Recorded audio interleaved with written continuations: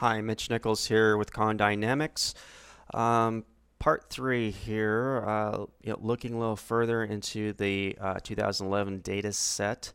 We just got done talking about Schedule C. I'm trying to keep these videos as short as possible in between the different forms so people don't go to sleep on me here, but we'll keep this going on. Let's close out the Schedule C that we're just looking at, and let's open up Schedule H. Some people like to hunt their prospects by the various forms. Again, we looked at Schedule A, we looked at Schedule C for the other service providers, and now Schedule H. Schedule H, for most of you that don't know, this is more for the retirement advisors out there, 401k, pensions. These are usually the trust funds that are out there. Uh, and these are the little bit larger groups, I should say, anything over 100 lives. Some of you may correct me, it might be over 50 lives, but you'll find that these will hold the larger funds that are out there. So here I have the Schedule H. I'm pulling up every single little field that's on there that may be of interest to you. You might be looking at the net assets of the fund. You may be looking at the income and expenses throughout here. So you can search by any one of these fields that I have up. And what would may be of particular interest to people is the net income amount. Let's say you're a 401k pension advisor and you want to look at anyone that filed a Schedule H that has a net income that's negative. So let's go less than zero. As we all know, the stock market has went up the last couple of years, so it would be natural to see that there's an increase in for the net income in between the various years. So this net income could be a combination of planned performance versus any kind of distributions that they had throughout the year. So we're looking at everyone that had a decrease in the net income, and then you can come up and further qualify if they had distributions coming out. So it's a great way to really dial in and search for plans that may not be performing as well as they should be. But as you start panning through here, you can see, well, why did it go down? Was there a big distribution? Did the plan finalize out? Did it zero out and go into another plan, or just dissolve completely because the company went out of business? So there's a lot of different ways to look at the data, but first you got to have access to it, and that's where my database, I think, is very exceptional and amazing product out there that allows you to dial in very quickly. Again, we're not online looking at this. We're looking at this from a laptop using Microsoft Office 2010 inside an Access database. So if you're someone that wants to look at performance-wise, maybe it's the size of the account. Maybe you're a larger broker. Let's clear off all fields. Maybe you're a larger broker and you want to look at net assets at the end of the year that is greater than $1 million. Maybe you don't waste your time on the little stuff out there. So you put that in and it looks at everything that's over $1 million. There's 13,000 records, and we can start toggling through. It will hold the fields wherever you put your cursor. It will hold the fields. So since this is a long form, wherever you put your cursor, and as you're scrolling, it will hold it in there, because maybe you don't care about the top portion of the form. You're looking at anything over $1 million, and you care more about what's that number there as a net income. So as we scroll through here, you'll see we're scrolling through the various 5500 forms, Blue Green Corporation.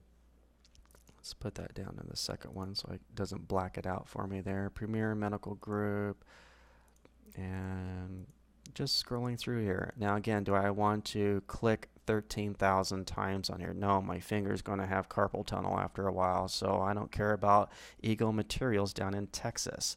I only care about, since I'm a licensed agent here in Minnesota, I want to put in Minnesota. So that's all I care about.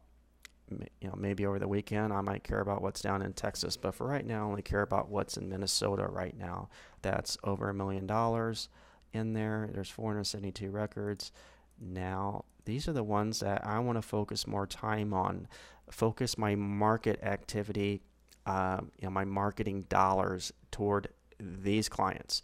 How many times have you sent out mailers or did work, emails, or whatever to clients that don't have the potential as a client that has over $1 million in plan assets? So you can focus your dollars to qualified leads instead of just randomly taking the phone book and just sending out mailers and wasting time doing that. You can focus down on the prospects out there that are give you the correct potential return on investment for your time and energy and your marketing dollars out there. So again, wonderful way of looking through the various employer groups that are out here. Again, the EIN numbers are out here, the amount of lives, and a lot of these, I would never know about. Do I wake up one day, did it, come, at me in the middle of the night, Minnesota Police and Peace Officers Association? No. But as I kind of toggle through here, I can see that, hey, High Jump Acquisitions LLC has a plan that's over $1 million. Well, actually, got $10 million in here. So these are nice plans. And again, you're focusing in on what is relevant for you and your agency.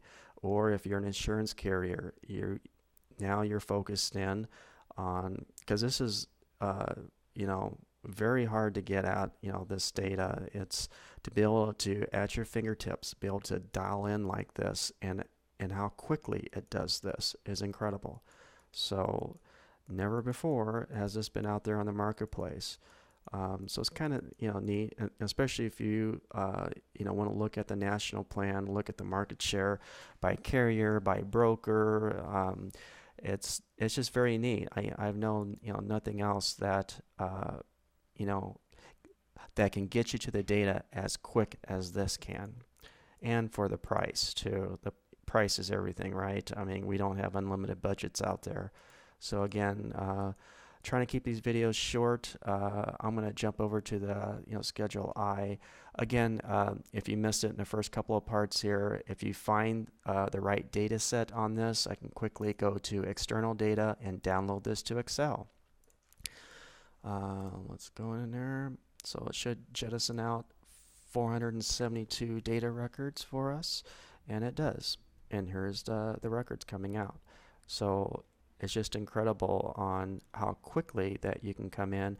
I use these as like call sheets. I don't get real fancy. I'm not a fancy person. I use this. I got a phone number there, and bam, I get on the phone.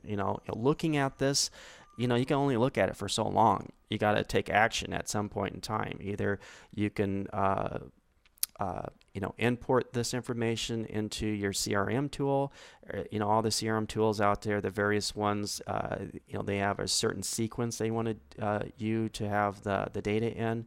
So here, all you have to do is just line up your columns and set it within the template parameters, and just upload it up to your Constant Contact or whatever CRM tool that you're using. So you don't want to have to ever hand type an address or a name or anything. You don't have to hand type. It's just click, click, click, and sort some, and sort it however you want to sort it, and boom, and then you're done. So that's the beauty behind this, and it's all Microsoft Office here, so everything's compatible in between Microsoft Access, Microsoft Excel, if you want to throw some stuff into Outlook or whatever, So again, I don't want to ramble here, so let's get out of Schedule H and let's go into Schedule I. I is for the smaller plans out there. So H's are for the larger plans, I's for the smaller plans. So let's look at Schedule I. Again, the data, here's the form coming through, 61,000 records, and you can scroll through, same as the other one. Use your filters. Again, I'm only looking at Minnesota. That's the only thing I really care about, and I want end of year assets, let's say greater than $1 million. I'm just doing this on the fly. I don't, each one of these videos, if I shot them, 10 times over, you would have 10 different videos on here because the data is so wide. But just you being able to put in your filters at any one of these particular spots that holds data here, you can put in a filter and filter down to it. That's what makes this database very powerful. So again, looking at anyone on Schedule I that had over $1 million in Minnesota. So now I can scroll through here and see who all these people are. Network Trading Inc. Never heard of them. I know of them now. I know they have a $2 million plan. They've got 5 participants on here.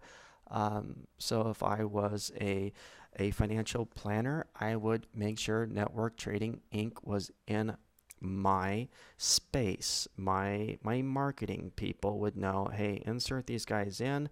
Once I do into my mailer program, I should be reaching out to them so they get to know me. Maybe they may not take my phone call on day number 1, but if I keep softly marketing out to these people, maybe they may pick up the phone, invite them to an event. There's all kinds of things that you can do to get to know these people, and people like that you know something about them. So when you have them on the phone, you're doing a blind call to them. So what do?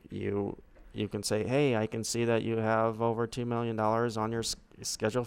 Just say something to get them to know that you know something about them. So that's pretty interesting. People seem to open up if you know something about them. So if you know absolutely nothing, you just sound like some kind of random call or salesperson calling in, of course they're going to hang up on you. But if you can just put out those little bits and pieces, maybe that phone call might turn into into an appointment. So again, I don't want to keep rambling on through here. That's the Schedule I, and we'll close out of this. Thank you.